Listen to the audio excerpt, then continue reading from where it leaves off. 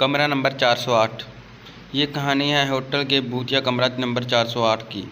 यह होटल भूतों का होटल तो नहीं था, पर इस होटल में कुछ ऐसी घटनाएं होती थी जिसके कारण ये दूसरे होटलों से अलग था। कहानी की शुरुआत कुछ ऐसे ही है कि राहुल और उसका दोस्त अमित घूमने के लिए मनाली जा रहे थे। मनाली पहुंचते ही वे सबसे पहले अपनी कार से उस होटल में गए जहां उन्होंने कमरा बुक किया था।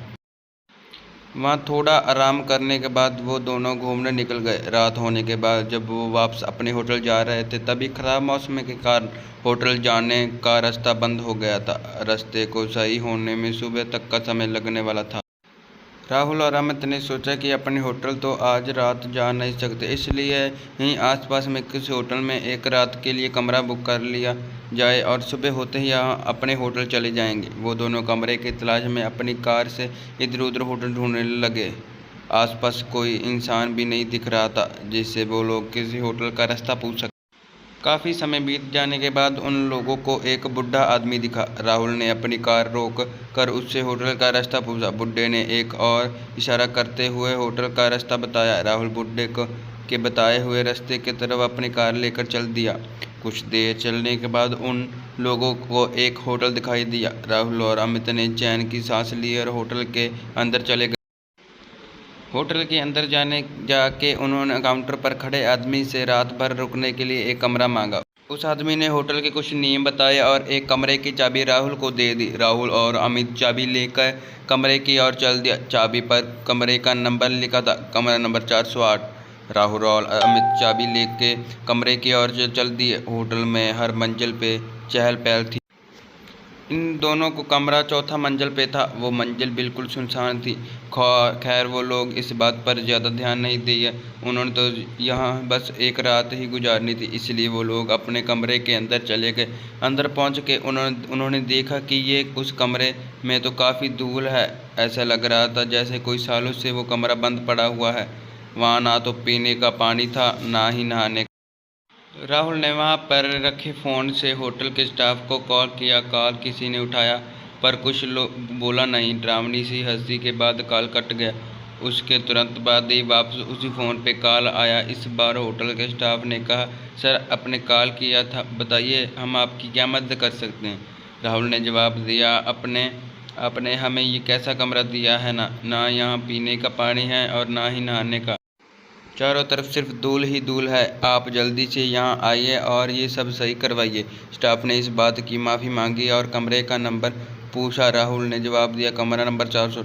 इतना सुनते ही स्टाफ डर गया और डरते हुए राहुल से पूछा, सर आप उस कमरे में क्या कर रहे हैं।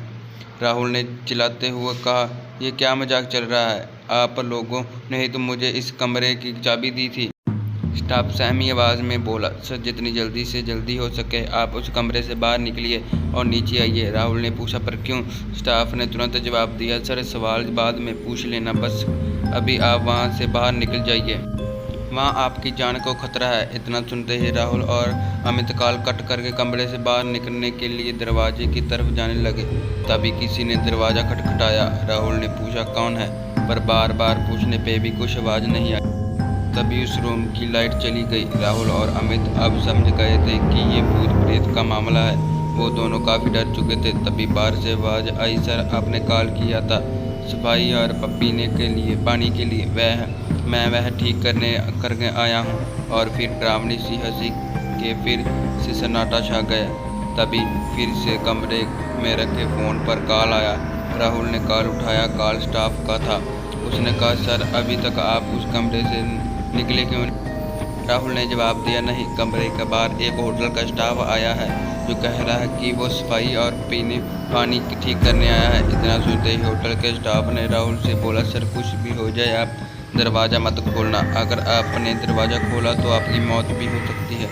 ये सुनते ही राहुल और अमित दोनों बहुत डर गए। फिर स्टाफ ने कहा, सर आप अंदर ही रहिए, हम लोग आपको बचाने ऊपर आते हैं। कुछ देर बाद कमरे के बाहर से आवाज़ आई, सर हम लोग आ गए हैं, आप दरवाज़ा खोलिए।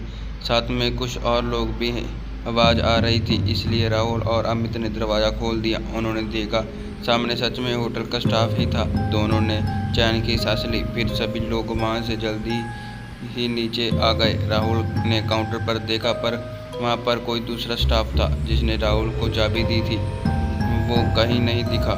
ये सारी बात राहुल ने वहाँ के लोगों को बताई।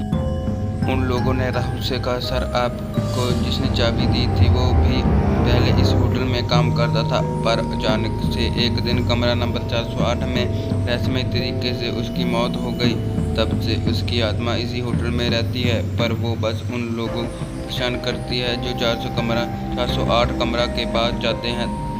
पता नहीं आज आप लोग को वह कैसे उस कमरे तक ले गई। राहुल और अमित अब सारी बातें समझ चुके थे। जैसे तैसे उन्होंने वहाँ रात गुजारी और सुबह होते ही होटल की ओर चल दिए।